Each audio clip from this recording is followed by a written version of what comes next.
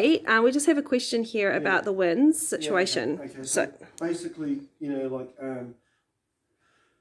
this is how it worked for me. It was different. Okay, I did it differently from all the other people. Okay, so when I went down to WINZ, you know, I had already my acknowledgement from the government. Now, I wouldn't recommend this because, you know, like they're changing their attitudes now, and I don't want to risk you or anyone else getting cut off or whatever. Okay, so but this is what I did, me personally. Okay, so I went down to WINZ. I wanted a benefit. Okay, and I'd already had my acknowledgement from the government regarding my status or standing. You know, my standing in the community. You know, which was the agreement that I had made with them to act in accordance with the common practices of my society, you know, and you know, be the guy I am. It's all in my statement of understanding and intent, right? And so, like, I went down there, and they go, "Oh, you've got to produce this, and you've got to get one of these, and you've got to sign this, and you've got to make one of those." And I just said, "You show me where it says I have to do anything like that in the Social Security Act." And they went, oh, hang on. And they pissed off for half an hour or whatever. And, you know, I waited. And then they came back with, you know, and said, "Oh, you'll have to make a declaration." And I go, "Well, give me some paper, come on, and a pen." And they gave me a paper and a pen, you know, blank piece of paper. And I wrote, "I want a benefit." And then I signed it, and then go, yeah, and then I was on the benefit. So that's how it worked for me.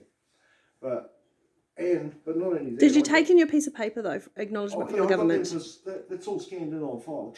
So you didn't just go in off the street and say, "I want a benefit"? I did. Oh. I didn't produce my paperwork then. That was later on. I came back and said, "Oh, hang on, here, I want you to have this," and gave them the paperwork.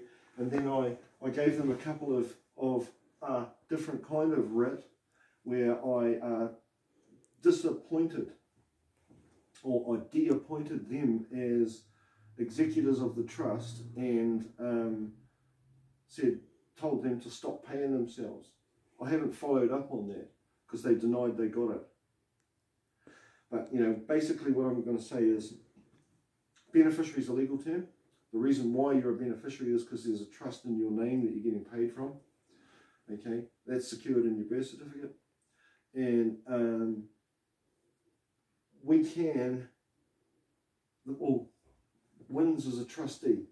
So they have the right to administer the trust and pay you out of it. They also have the right, because it's fee simple, the trust relationship known as fee simple, they have the right to charge a fee for a use. So basically they allocate $229,000 per annum for each beneficiary. They keep $205,000 for their administration fee and give you $15,000 for taking care of you. Yeah?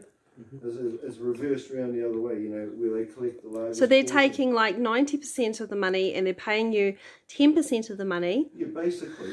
Okay, so this is why it's really important for everyone, just go in and get your WINZ entitlements.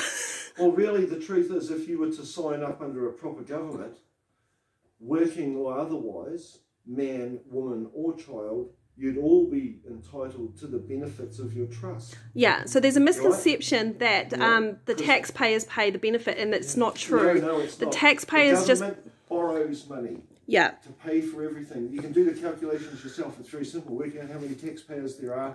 Work out how much tax is across from rich to poor. Total amount of taxpayers times the amount of tax doesn't even equal one benefit for a week. So the problem with Jacinda, she's just borrowing against us in our names, and she's spending it.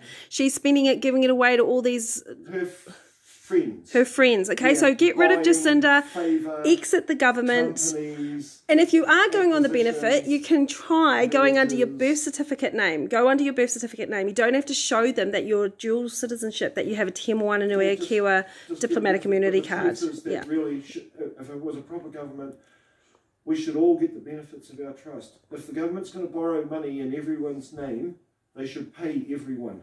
Yeah. Instead of taxing us until we die, and they're putting people into an early grave. The ultimate person for them is one who signs on to their taxpayer status early in life, and their parents get the family benefit. And then when they turn 18, they go to work, and they work religiously till they're 65, and they just eat the normal standard food that government provides and says is healthy, which means by the time they're 65, they've got heart disease, they're just about ready to pop off. They last 2 more years, 67.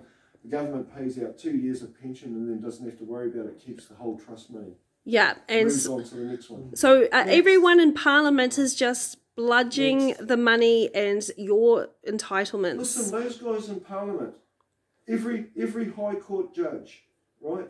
Every District Court judge, every legal guy type person from the government, all the ministers and all that, they get paid their money for life. Yeah. Meanwhile, you and your family will end up in jail, your kids taken, and your parents will probably just end up... And they're getting fat, rich, gold chains. Go to WINZ. Have a look at those people at WINZ.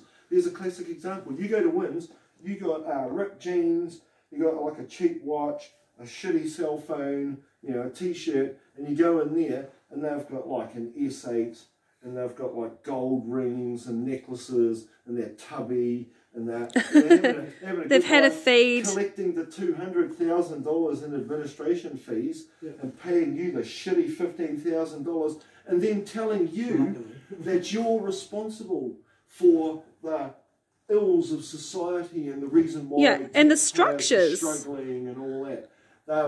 They blame the people for the problem, and it's them and their crappy fiscal policies and their squandering of money.